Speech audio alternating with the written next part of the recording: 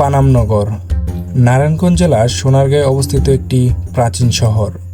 বড়নগর, খাসনগর, পানামনগর। প্রাচীন সোনারগাঁয়ের 3 নগরের মধ্যে পানাম ছিল সবচেয়ে আকর্ষণীয়। এখানে রয়েছে কয়েক শতাব্দীর পুরাতন ভবন, যা বাংলার 12 ভূঁইয়াদের ইতিহাসের সাথে সম্পৃক্ত। আমার এবারের পানামনগরের ভ্রমণযাত্রা শুরু হয় নরসিংদীর ইটাখলা হতে। এখান থেকে জনপ্রতি 80 টাকা ভাড়া দিয়ে প্রথমে ছুটে চলি কাঁচপুরের উদ্দেশ্যে।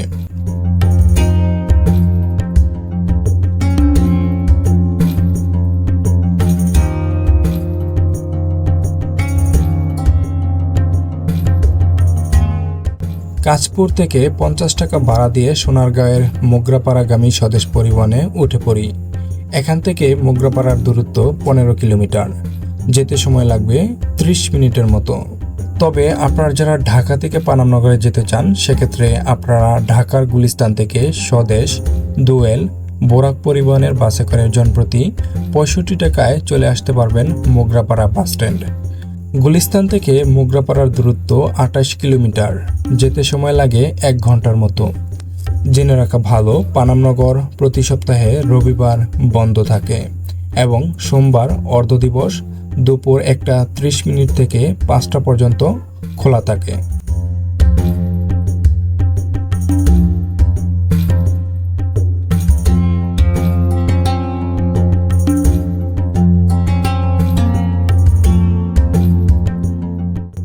আমি অল্প সময়ের ব্যবধানে চলে আসি মোগরাপাড়া বাস স্ট্যান্ডে।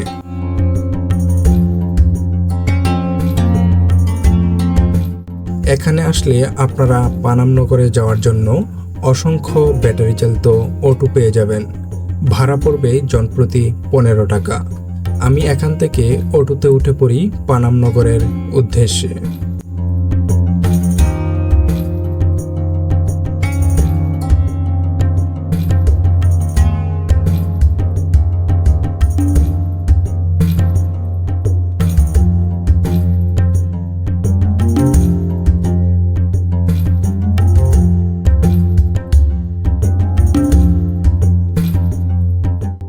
সুপ্রিয় দর্শক মণ্ডলী, সবাইকে স্বাগতম জানাচ্ছি ঐতিহ্যবাহী পানামনগরী থেকে।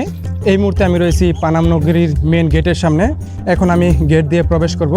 আপনারা যখন গেট দিয়ে প্রবেশ করবেন পানামনগরীতে, দেখতে পাবেন হাতের বাম পাশে রয়েছে পার্কিং এরিয়া। আপনারা যারা গাড়ি নিয়ে আসেন চাইলে এখানে পার্কিং করতে পারবেন এবং সামনে রয়েছে টিকিট কাউন্টার। এখন আমি চলে যাব কাউন্টারে, সেখান থেকে টিকিট কেটে নিব।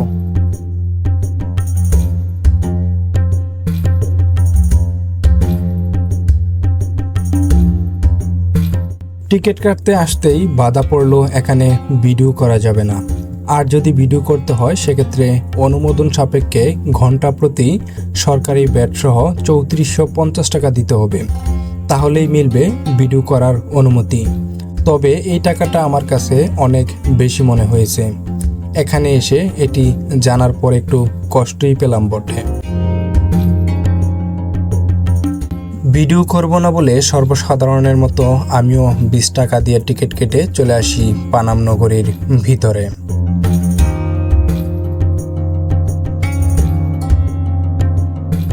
তবে এই নগরীর ভিতরে আসার পর তাদের লোকচক্ষুর আড়ালে ভয়েস ছাড়াই ছোট ছোট আকারে ভিডিও ক্লিপ নেওয়া শুরু করলাম আপনাদেরকে দেখানোর জন্য।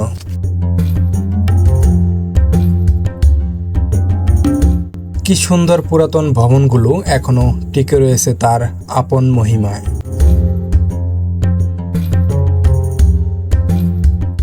পনেরো শতকে ইশাখা বাংলার প্রথম রাজধানী স্থাপন করেছিলেন এই সোনারগাঁয়ে।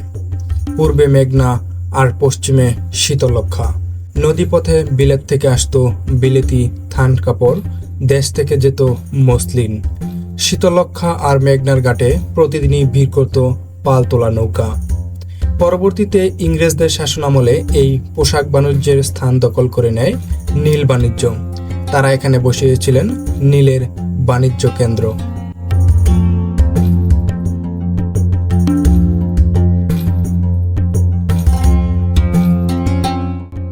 পানামে টিকে থাকা বাড়িগুলোর মধ্যে 52টি বাড়ি উল্লেখযোগ্য।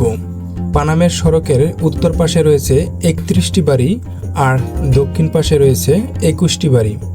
বাড়িগুলোর অধিকাংশই আয়তাকার, উত্তর দক্ষিণে বিস্তৃত। উচ্চতা 1 তলা থেকে 3 তলা।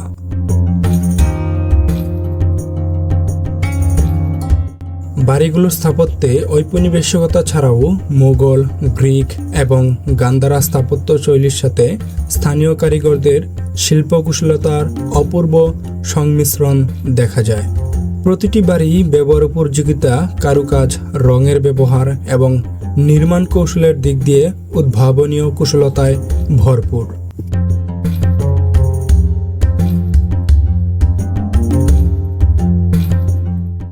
ইটের সঙ্গে ব্যবহার করা হয়েছে ঢালাই লোহার তৈরি ব্র্যাকেট, ভেন্টিলেটর আর জানালার গ্রিল। মেঝেতে রয়েছে লাল, সাদা, কালো মোজাইকের কারুকাজ। এছাড়াও বাড়িগুলোর নকশা ও কাস্ট আয়রনের কাজ নিখুঁত। কাস্ট আয়রনের এই কাজগুলো ইউরোপের কাজের সমতুল্য বলে বিশেষজ্ঞদের অভিমত।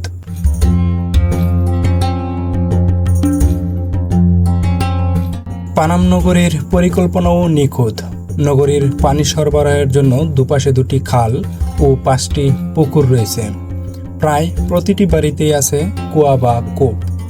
নগরীকে জলাবদ্ধতা মুক্ত রাখতে করা হয়েছে খালের দিকে ঢালু। প্রতিটি বাড়ি পরস্পরের থেকে সম্মানজনক দূরত্বে রয়েছে। নগরীর যাতায়াতের জন্য রয়েছে একমাত্র রাস্তা, যা নগরীর মাঝখান দিয়ে বয়ে গেছে এপাশ ওপাশ।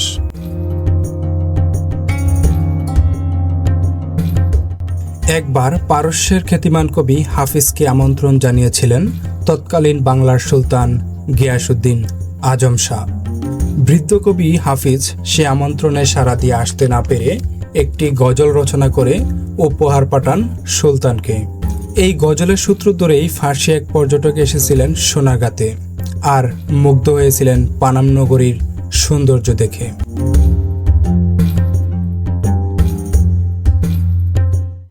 মধ্যযুগে সোনারগাঁও বাংলার রাজধানী হওয়ার পর থেকে পানামনগর ব্যাপক উৎকর্ষ লাভ করে। কিন্তু ব্রিটিশরা বাংলার নিয়ন্ত্রণ নেওয়ার পর থেকে এখানকার সম্ভ্রান্ত মুসলিমরা ব্রিটিশদের সঙ্গে অসহযোগিতা করায় ব্রিটিশরা এখানকার বাসিন্দাদের প্রভাব প্রতিপত্তি কমানোর উদ্যোগ নেয়। একই সঙ্গে তারা এখানে উচ্চ বর্ণের হিন্দুদের পুনর্বাসন শুরু করে, শুধুমাত্র যারা ব্রিটিশদের সঙ্গে সহযোগিতা করে। ফলে এখানে ক্রমে হিন্দু ব্যবসায়ীদের অবস্থান তৈরি হয়। একই সঙ্গে অতীতে বসবাসকারী অনেক ব্যবসায়ী যারা ব্রিটিশদের সহায়তা করেনি, তারা এই এলাকা ছেড়ে চলে যেতে বাধ্য হয়। ভেঙে ফেলা হয় অনেক বাড়িঘর। এভাবেই পানাম নগরের বিস্তীর্ণ এলাকা ধ্বংস হয়ে যায়।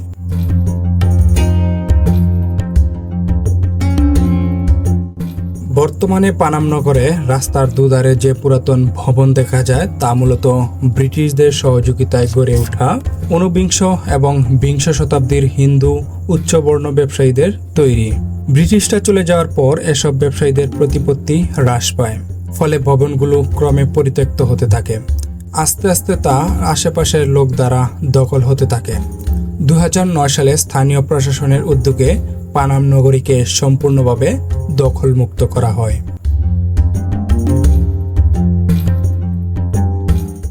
বাংলাদেশ স্বাধীন হওয়ার আগে ও পরে বাড়িগুলো 10-15 বছরের ইজারা দেওয়া হয় এবং পরে নবায়নও করা হয়।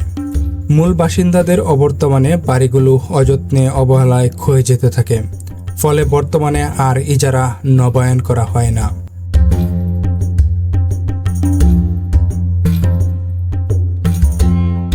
পানাম নগরের মূল প্রবেশপথে ছোট্ট খালটির উপর একটি সেতু ছিল, যার অস্তিত্ব আর অবশিষ্ট নেই। অযত্নে আর অবহেলায় পানাম নগরের বাড়িগুলোতে শেওলা ধরেছে। ভেতরের পরিবেশটাও স্বেচ্ছেতে। দিন যত যাচ্ছে ততই নড়বড়ে হয়ে যাচ্ছে।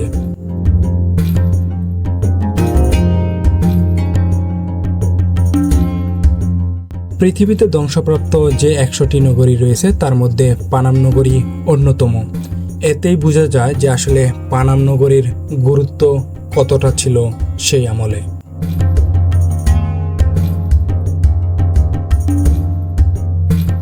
আমার এবারের পানাম নগরী ভ্রমণ গল্প ছিল এ পর্যন্তই। দেখা হবে নতুন কোনো ভিডিওতে। সে পর্যন্ত সবাই ভালো থাকবেন, সুস্থ থাকবেন। আল্লাহ হাফেজ।